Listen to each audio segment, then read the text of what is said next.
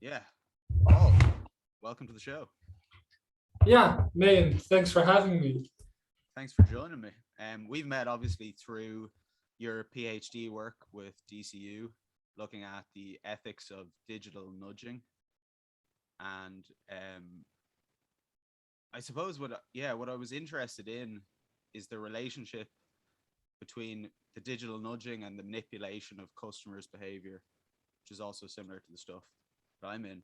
But how would you define digital nudging for somebody that doesn't know anything about it? Well, nudging without the digital is to steer people into certain directions using psychological means. Uh-huh. And you do this without any form of coercion, so you make it feel as if it's out of your own accord. Okay. And the di- yeah, so that's step one for me. Mm-hmm. And the digital part comes in when you do this digitally. So when you design a website in a way to steer behavior in certain places, which is very often either to um, um, push people towards buying certain products or to stimulate people to use a service longer. So, for example, Netflix wants you to uh, watch as many videos as possible. Facebook wants you to watch as many posts as possible. They use all kinds of techniques for this, psychological techniques. Mm-hmm. And then there comes a third layer because, well, in the digital world, of course, it's not only very easy to create lots of designs and to use them, but we have the element of AI, which measures which techniques are best. And they use AI techniques to see which nudges perform in a way that optimizes whatever the goal of the designer is. Yeah. Um, So so yeah. Sorry, go ahead. so that in total, the three elements, that is what Yeah. digital nudging is for me. Mm-hmm. And I suppose, yeah, my initial reaction to that is kind of like, how do you make that ethical in a sense? It seems like all the incentives for that are pushing towards, maximizing people's attention on your site, which is probably counter to what their own goals are in life, which is probably not to spend all their time on Facebook. But I suppose in terms of where do you draw the line then between good digital nudging and bad digital nudging, or do you? Well, I think let me start by saying that traditionally in the economy, that we have always had this demand versus supply pressures working into each other. So all salesmen want somebody to buy it, and consumers, of course, are interested in buying these goods, but also have other interests like maybe spending time with their family or not looking at advertisements. Uh, I think the digital world has made this relationship more complex and also a little bit more dangerous for consumers because everything they do is being measured. And with the use of AI, companies have much more tools at their disposal to see what actually influences consumers, and the power balance has shifted a little bit there. Yeah. Having said that, I think we should not over exaggerate the problem, as a lot of people do want to use Facebook, a lot of people do want to use Netflix, a lot of people do want to make use of all these types of services or digital platforms. So what I think is that uh, to an ethical view on this would always give account of two separate or two interdependent elements, and that is first of all, what are the boundaries of techniques that the um, producers can use, or the Facebooks, the Googles, the Netflixes, which techniques can they use? What are the boundaries there? But second of all, which I think is also an essential part of the story, is what is the responsibility of consumers themselves? What can consumers do to protect themselves, and how big is their responsibility to use what they want and to stay away from things they don't want? And if people if people are too fat, we maybe blame McDonald's, but we sure as hell also blame them. And I think this should be the same in the digital world. You can blame Facebook, but you also have your own responsibility to stay away from the things that you think are not good for you. Mhm. So there's And two elements there: a personal responsibility one, but also a kind of regulation that's like of businesses and people that use the exactly, technology. yeah, yeah. Um, and I could elaborate on both, but I don't know if that's what you want to go into.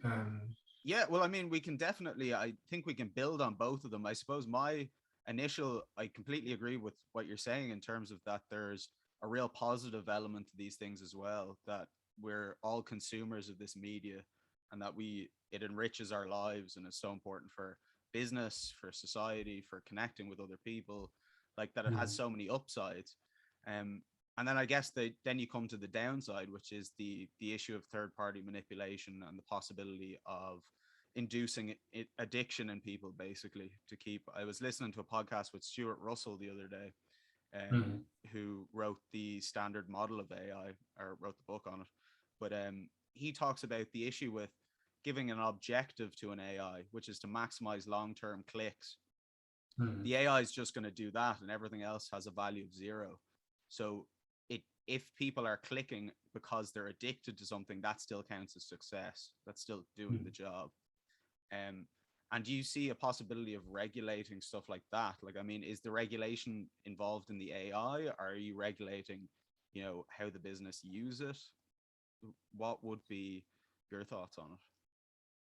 Well, I think that regulating the AI will be very, very difficult, at least for now. First of all, it's very opaque, the algorithms they use and which are what they exactly do. And with many algorithms, as you said, they are optimizing one metric and one metric only. Mm, And even the designers don't necessarily understand um, which elements it uses to maximize or optimize that North Star metric. yeah. Um, so the technical feasibility, but also the political knowledge to regulate something like this efficiently is completely lacking. Yeah. Um, and what I think that is a very important part of it is the economical pressures here. Because why would Facebook want to do this? Why do they like, between quotation marks, to make people addicted, or why is this happening on their platform? Because every click is more money, Yeah. and there's so much money in this business that the pressures on them are gigantic, and with the gigantic profits come, of course, a whole lot of power as well. Mm. Yeah, and Um, the competition between them, I suppose. So, like, you have a situation where if Facebook is going to regulate their algorithm, TikTok might not, and then you have one platform just clearly sails ahead of the other one. Um, so there's a real economic model issue going on, which I'm quite sympathetic to. I mean, to be honest, I'm not.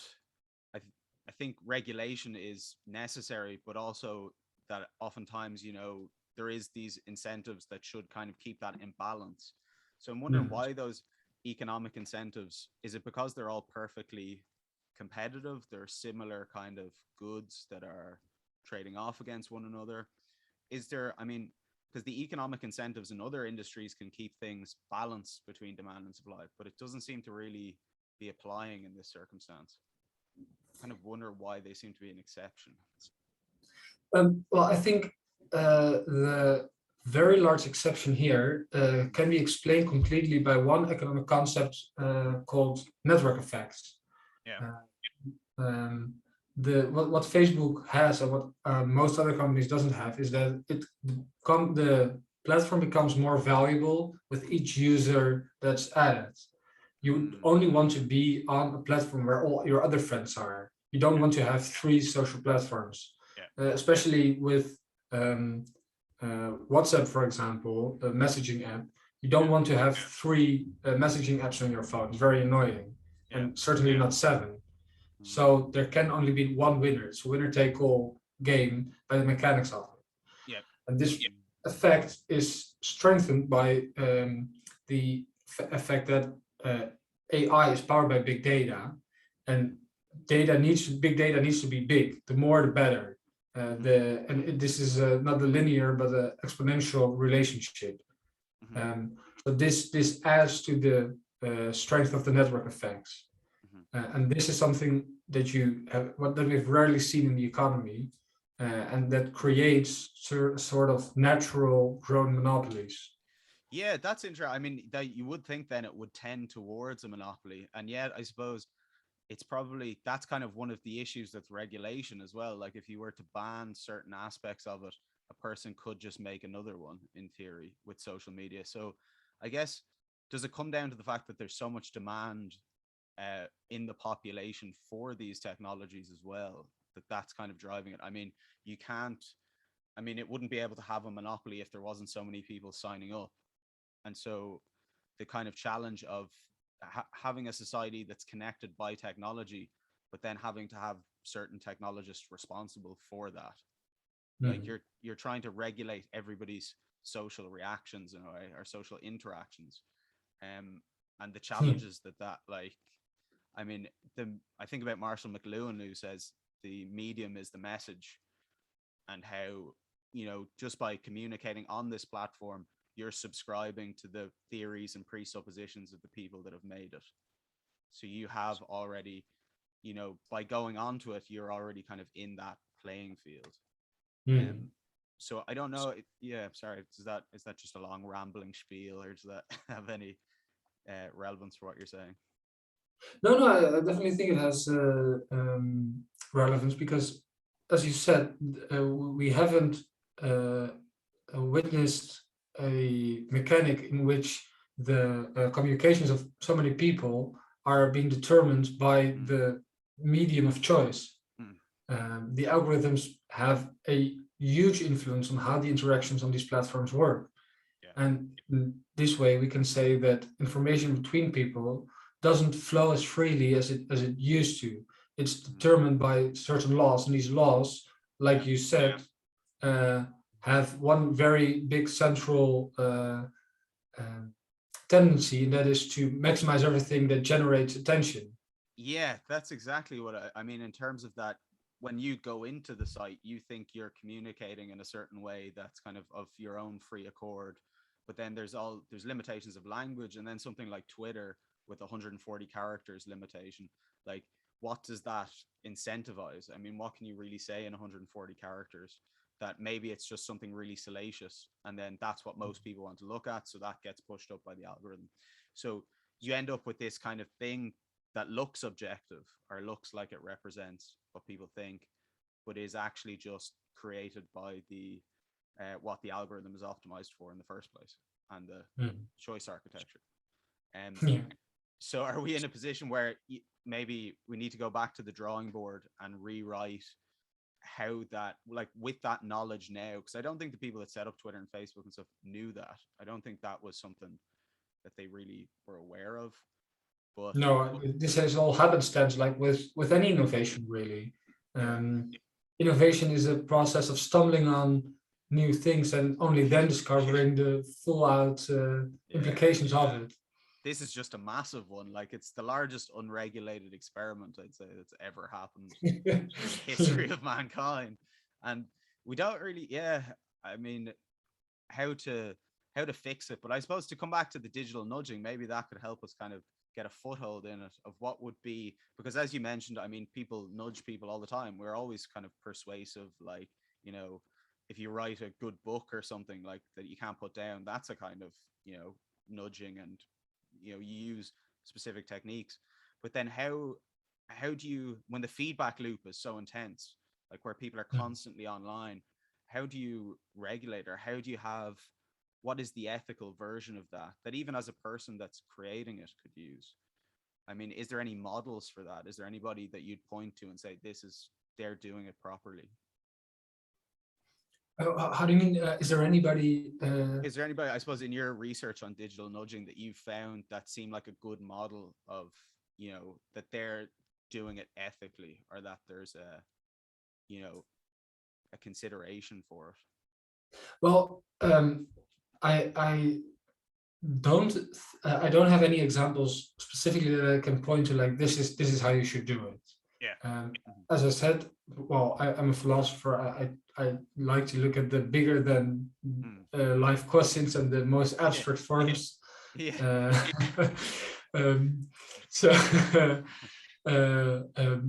what I like to point out is the general rules by which these mechanics work, and to me that's like you said, uh, a platform that uh, uh, is driven by a huge economic incentive to maximize clicks and to make people hooked.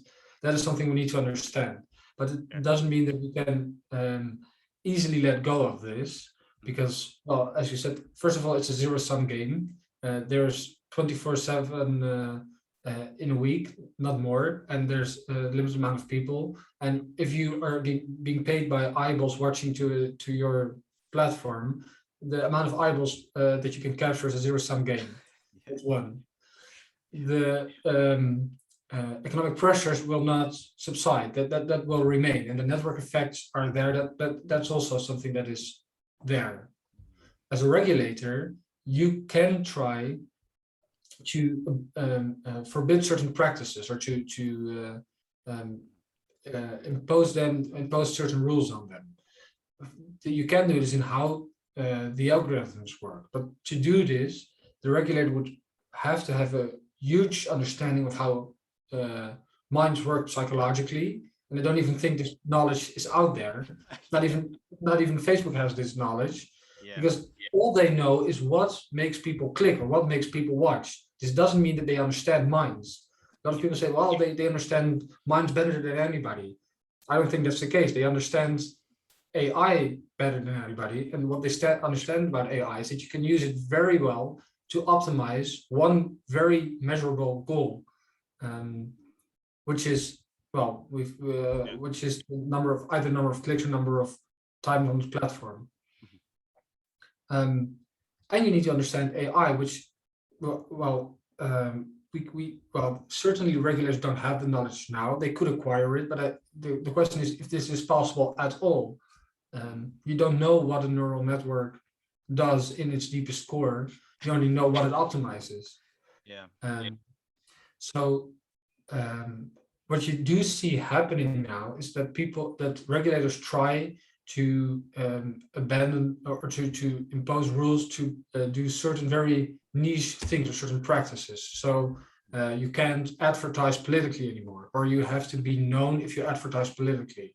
That's one very specific problem with a specific rule now, which we will see if it helps. Another example is that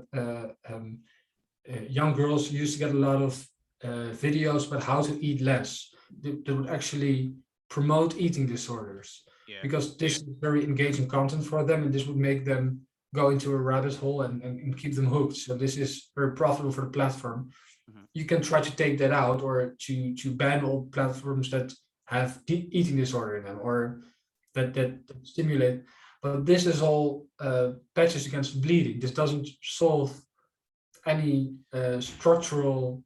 Um, it doesn't change the structural mechanics of how this world works. They're really good examples. I was familiar with the eating disorder one in terms of that, like if a young girl would look up something about dieting or exercise too much, and then slowly the recommendations would begin to kind of push that way. It's the same with a lot of like anti-vaccine stuff on Facebook and whatever you think about that. It's like if you look up organic baby food, a mother would end up at anti-vaccine stuff because the algorithm is pushing you towards a sticky area, something that will hold your attention all the time. And the stickiest areas, it turns out, are like the most controversial things, really. But oftentimes I think they're like big world stuff, big things where people will be like, their revelations are revelatory for people. I think that's why conspiracy theories are so popular, because they're like a unifying theory of everything in a way. They give you an explanatory framework for life, which is, but what you pointed out, I mean, that kind of ties back into what you're saying. We don't understand mind and we don't understand AI, and we're using AI to capture people's attention, but we don't understand either of those things really. So Yeah. it's kind of like that's what really throws me, because I've been studying attention a lot now for the proposal and everything that I'm doing, and um the importance of attention to human functioning is like, it's essential for a person's development. I mean, you can't learn about anything without paying attention to it. So the idea that we can have eyeballs 24/7 on Facebook and have all these industries competing for it means, what are people not paying attention to? Like everything else.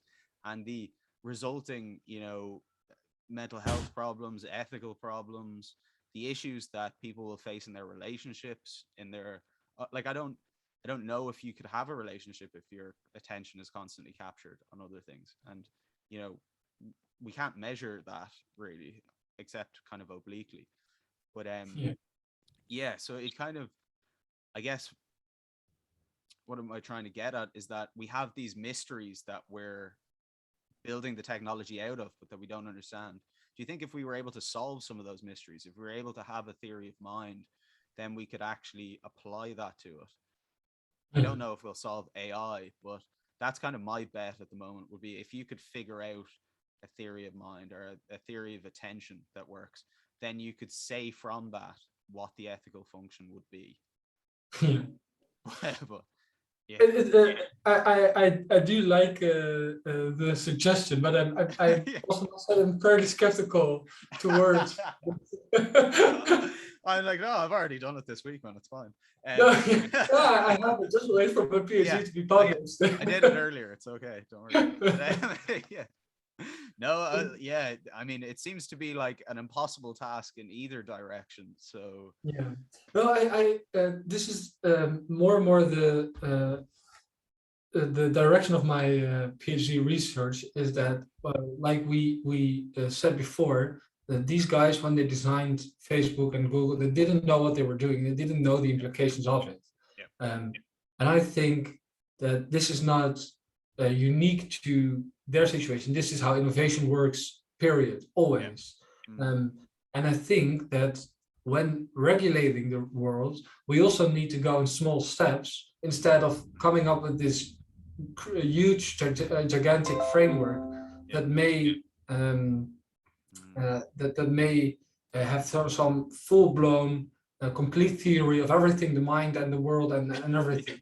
I think that is surely impossible. We need to go in Yeah. small incremental steps and see what works, and that Yeah. needs to happen both on the personal and on the corporate level, like I said. Mm. Yeah. And on the corporate level, I think the one of the first steps should be stronger antitrust rules, so that at least these companies can take over too many other companies, to at least allow some form of competition Yeah. to develop there. Yeah. And on the personal, this starts with recognizing, for example, by podcasts as this, that a valuable life is not spent on a screen, and that a valuable life means having a relationship, and that a relationship can be disturbed when you watch Facebook, watch your phone, and go to Instagram every 10 or 15 minutes, like some people actually do. So I don't think we should start with a theory of mind that completely radically changes the way how we view the mind. I think it starts with with a simple recognition that that attention for another person requires an hour-long uninterrupted streak sometimes. And also that, I mean, you can use technology to do that. I mean, what we're doing right now is a clear-cut example of how technology can be used to further something like that, to further relationship, to further ideas, and can be used positively. But I guess the incentives maybe don't support that, of the business models that have been made so far. And it is early days. I mean, I totally agree with what you're saying, and that these are very new technologies and new things. My issue, I suppose, to push back a little bit on the my laptop's about to run out of battery here, sorry. 1 second. What's going on there?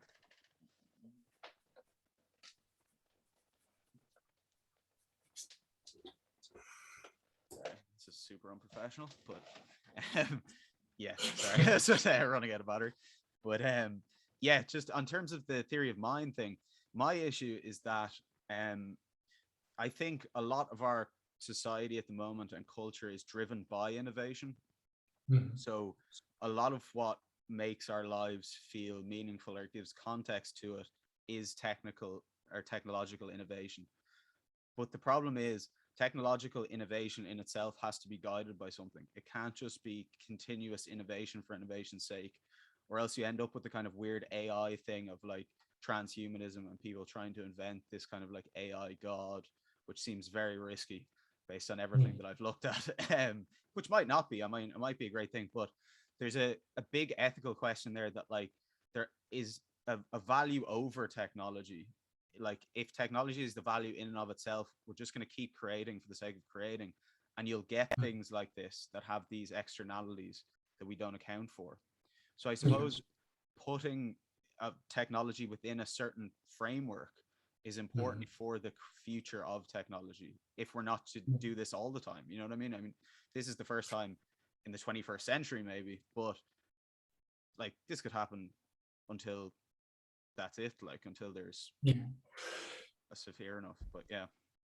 Mm. But I think we should be aware of using the words innovation and technology with capital I and capital T, because Yeah. it's not as if technology or Like innovation is unified. drifting into a direction right now. Yeah. And Facebook was Mark Zuckerberg in his room developing something.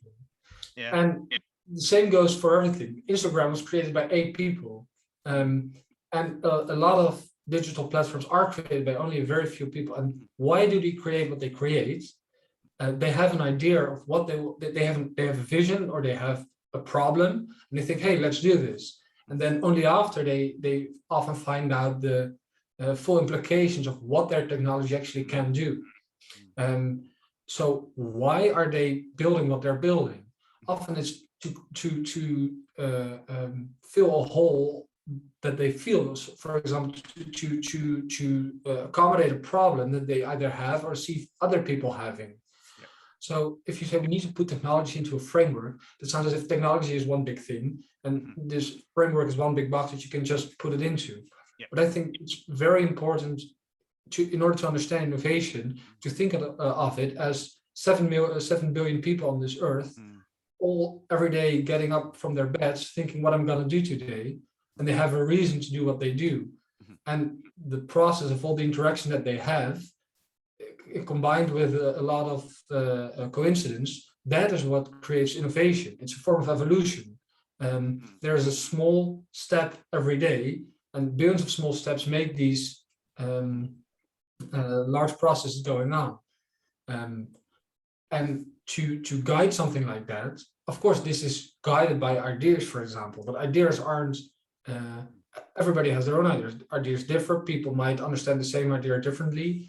So I do wonder what you mean when you say we need to have a framework for technology. Mhm. Yeah, I mean that's exactly like I completely agree with you there, particularly in the sense of an individual solves a problem. I don't look at it as in terms of that technology is just this top down kind of like controlled thing by corporations and stuff. Like Mark Zuckerberg starting Facebook was because he saw people as disconnected from one another and wanted to connect people, which is a very noble mission. I mean, it's definitely one Mhm. I'd identify with. And then obviously he's ended up in this weird position that's totally probably not exactly Yeah, what he was even expecting. stronger. I think he only created the narrative of connecting people after. I think he Oh just yeah. wanted to throw a website in the air to Yeah. get the 30 people of his class in Yeah. one place. He thought it would just be easier to make a yearbook digitally than to do it on Yeah. print. Mm. And then the unexpected concept. But that's also, I suppose that's a good point. That's kind of maybe getting closer to what I'm saying, which is as our technological prowess increases, our moral prowess as individuals have to increase. Because Hmm. if a guy, Mark Zuckerberg, can create that himself and do all of this, what happens when technology is even better and we can each do that? You know, the possibilities are increasing for our individual power. So Yeah. Spider-Man, with great power comes great responsibility. But Yeah. I'm sorry to be this critical. Well, you invited well, a no, no, philosopher to the podcast, man, this so is great. yeah. This is I need to sharpen up my Um, ideas, so it's all the, appreciated. the thing there's uh, due to network effects, we cannot all do this. Yeah. because of network effects, there can only be a very limited amount of power centers. And with it's the more the world gets connected, the larger the largest company will be. Yeah. As a almost as a law of nature, the more connectedness, the larger the largest will be. You also see this in nature, for example. The larger an ecosystem is, the larger the largest predator is, because he is at the top of even more. It's also the Pareto principle, I suppose, in economics, isn't it? Like Yeah. whoever has more gets more, basically. Yeah, I think so. Yeah. Or whoever has the most gets. Like, yeah, the more resources you have, the easier it is to get more resources. Yeah, exactly. Yeah. But so with this, I just want to say that it's not true that anybody can wake up tomorrow and needs to have a moral compass because they are able to be the next. Like everybody has the potential to become the next $1 billion company, but it can't happen. There isn't a world possible where 1,000 people will manage to do that. Yeah, absolutely. I just push back on that a bit in the sense that what I'm saying is that now, as opposed to 20 years ago, you can wake up and post something on Facebook and potentially be on the front cover of every newspaper in the world. So there is this massive amplification of individual actions. Like if you put up a video on something and suddenly it goes viral, you're now in the minds of millions of people. Whereas before that would have been, unless you were a specific, maybe a star or something like that.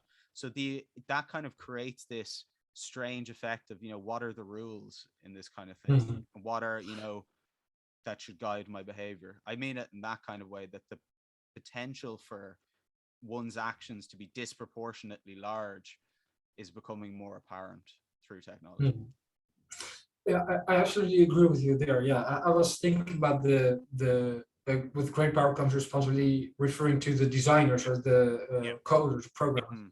But when you're saying the people who post, it's absolutely true. It's for everybody possible every day. And what's interesting about that is that it changes the way information flows through society, because we know all about the most famous bloggers and TikTokers of the US. There is a divide between East and West, of course, but in the Western world, the top people are viewed by the whole of the Western world. Whereas if you were funny 300 years ago, you'd be the most famous people of your village. So there's fewer people having more influence on larger people. So the concentration of influence is narrowing, and that's changing the dynamics of how information flow through society. Yeah, not just information flow, I suppose, but also it made me think about that I had a conversation with a playwright from Belfast on the podcast before, and he made a point about technology, that the concerns now of an Irish 12-year-old in Dublin or in Belfast or somewhere are the same as the concerns of a 12-year-old in America, because they're using the same media, they're still imbibing the same content, same people they watch is the same. So they exist within a specific context, but digitally there's a different informational landscape, there's a different culture. And I think that the idea that there's a digital culture that's creating our values are being created by the choice architects of these apps, which are done for perhaps the survival of their business in a complex economy, which aren't really designed for, social cohesion or personal development or whatever the hell a culture is for. So that kind of, I don't know how you deal with that. I mean, maybe it's just a further step in a kind of globalization, and that it could turn out to be a very positive thing.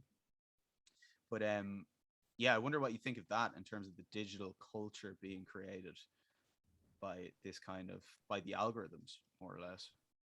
No, I think it's absolutely true. It's something we can get around. And as you said, a teenager in Wisconsin wants is supposed to get more likes, and it's the same for a teenager in Dublin or Belfast or wherever. and this seeking of validation is, and this validation being given by a metric, a hard number, is influencing our minds, I think. And I think it's an illusion to think we can get completely loose from this. We can teach our teenagers to not care about how many likes they will get. It's impossible. Nope. But as digital culture is developing, I think it is possible to teach ourselves, or to train ourselves to be to not attach our complete sense of self and our value and our self-esteem to this the number of Facebook friends or Instagram views you have. Yep. And to learn that there are other things valuable. But that's an individual process for everybody. It's a cultural process that we're all going through, but every individual has to learn and deal with this for himself. And I suppose it's harder for young people that are growing up in that environment whereby you are measured by that level of, that's kind of the metric of success in a way. And how do you teach people something other than that? There was something I was going to say that I've forgotten now, but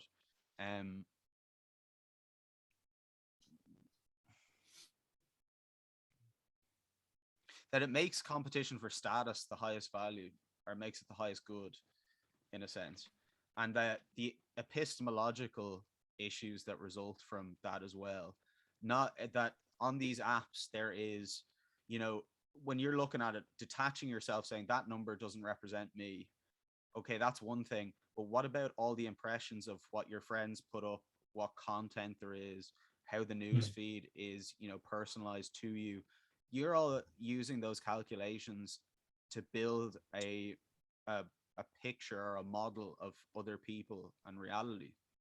So we're always measuring how the world is off of this content generated by an algorithm that's tailor fitted to our biases and our own kind of vulnerabilities. So the damage that does, I think, to a worldview, I've just stopped. I've decided that I won't use any information from an app to develop an opinion on anything. And now I don't know if you can consciously do that, but if I find myself, starting to think a certain way, I go, where did I learn this? And if it's on an app or something like that, I'll reject it. Just because I don't think you can trust it. I don't think you can actually, that there's any, I don't think it's a reliable source, because it's been filtered so much.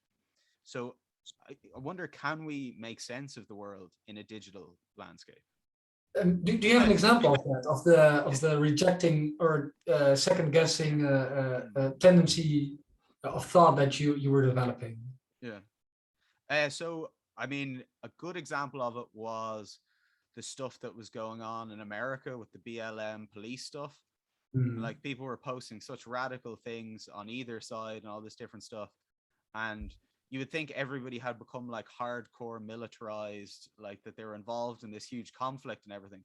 But I knew all of these people, like they're my friends, and they're posting stuff, and I'm going like, is this actually what they think about the world? Is this, does everybody hate each other this much? Is there this much like enmity for each other? But then I kind of thought, but then I started meeting people after it and talking to people, and we were all just like, oh yeah, that was a bit mad, wasn't it? Like, I don't know what to do. Like, you'd have a conversation about it and it would be perfectly normal. And I was like, holy shit, the difference in scale between just perceiving through this app and real life is too much, like too much to actually consider it an accurate representation of anything. Definitely. There's way too much, but I feel like that requires a level of, I'm not even saying I can do that. I'm just trying to do that. Because the way it's designed is to create that picture. It's as if it's a portal into other people's worlds, but there's all these constraints. So that worries me in terms of, how do we have a cohesive society when everybody has their own version of events that's tailored to them? We're each kind of getting individual propaganda that's designed for us. by us Yeah. in a sense. So Well, one interesting thing is what I noticed when I don't have an account on any social media except LinkedIn, yeah, which I never really use. But yeah. okay, but I started up TikTok. Oh God, you jumped into I, the deep end. I don't have. Yeah. I just wanted to see what it was. Yeah, And yeah, what's interesting about it is that if you go to the homepage, you can already scroll. You don't need an account, yeah, and they'll just give you random stuff. yeah. Uh, what I noticed was there were a lot of Irish videos that were Yeah, obviously shooted in either Ireland or Dublin. yeah, And the algorithm obviously prefers things from the location that you are in, yeah, uh, which is very interesting to me. And I thought maybe this is not such a bad thing because, like you said, your vision of the Black Lives Matter in America mhm, was completely distorted because mhm. all people post is the most their deepest feelings or at the moments of most The most dramatic stuff strongest possible. emotion. Yeah. And but you can't see the actual streets, you can't actually feel the atmosphere there. You're not But there. why would you be so interested in a problem that's very specific to America? I'm not saying that Europe doesn't have racism, it absolutely does, but the way it works here is different than it works in America. Mhm, And if the algorithm prefers things from your own country, or even your own city, mhm. you have much better context there, Yeah. and you're way better to places the things you see into context and to understand them. So maybe this is not such a bad thing. That sounds like a very good idea, to be honest, but it doesn't. I wonder if it does that as a kind of a first step in terms of it's a starting point, but if you were to show more interest in other content, it would develop you away from that. Yeah, definitely. And Yeah. because I did the same thing. I mean, I had to get TikTok for this project I was doing with the Lyric Theatre about young men and social media. I didn't want to have TikTok, but I got it, and I had to spend hours scrolling and saving videos, and it was so weird. Like the way it was trained by, because I was looking up stuff about young men in Belfast specifically, and how it was then trained very very quickly to just give me that type of content and to Yeah. just show me the worst things going on in Belfast and in Northern Ireland, of like just possible, like just everything. And you'd look at it and you'd be like, oh my God, is this where I live? I'm like, what is going on? Like, it's just things are on fire. There's people fighting each other. And then you look out the window and you're like, oh, yeah, it seems okay. But it, and it changes your, I mean, there's no way, like, if you think about it, if people watch videos of people getting punched all day, they're going to go outside and think they're way more likely to be punched than they are. It's just kind of this in I don't know, it's probably a law of some sort, a psychological law probably, that we're always calculating, we're always predicting, and these things become part of our predictions. And I Yeah, think it's oh, sorry to go ahead. interrupt. Yeah. No, it's finished there. Go ahead. No, to say it's the what you see is all there is principle from I think this is from Tversky and Kahneman, Mm. uh, Yeah. that every image that you see, you immediately over exaggerate Mm. the probability that will happen to you. Yeah. And I mean, when we're consuming so much media, I the pandemic I think was a real case study for me, which was good, because being cut off from normal life where you socialize normally and all the socialization being done digitally, and then seeing how that affected people's relationships and how that affected my relationships to the outside world and to my own beliefs and ideas and stuff, and kind of just observing it. um it's it didn't seem like it was, I mean, it had positives and negatives, but I guess it kind of made me think that there's serious flaws in it. Like, I don't think the social media algorithm is a good model for how to continue with these algorithms. Like, it needs to have a different objective. And what that objective will be, I think, as you were saying, needs to be more rooted in human psychology in a way that's a bit respectful rather than, you know, taking advantage of Yeah. it.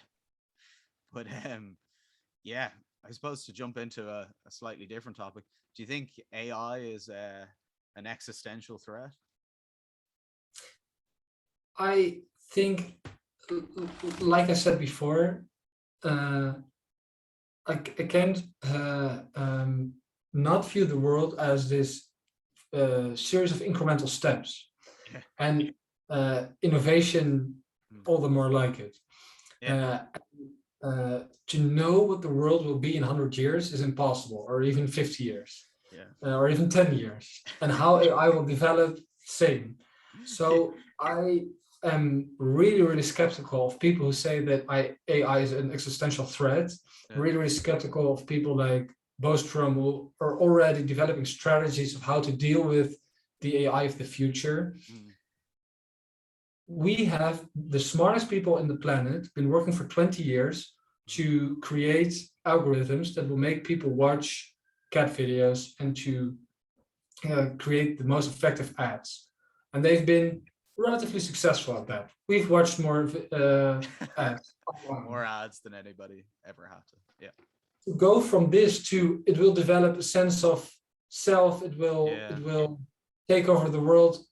It might, but then again, it might also be that we are already very near the boundaries of what AI can do. That's an interesting point. They kind of, that there's a tendency to overestimate what we're capable of. Possibly not. I'm just saying, I was watching Elon Musk talking about it last night, who's massively against it.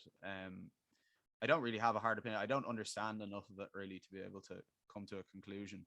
But I thought the idea that you have if you can make an artificial intelligence that's more intelligent than humans, then technically it would be able to do computer science.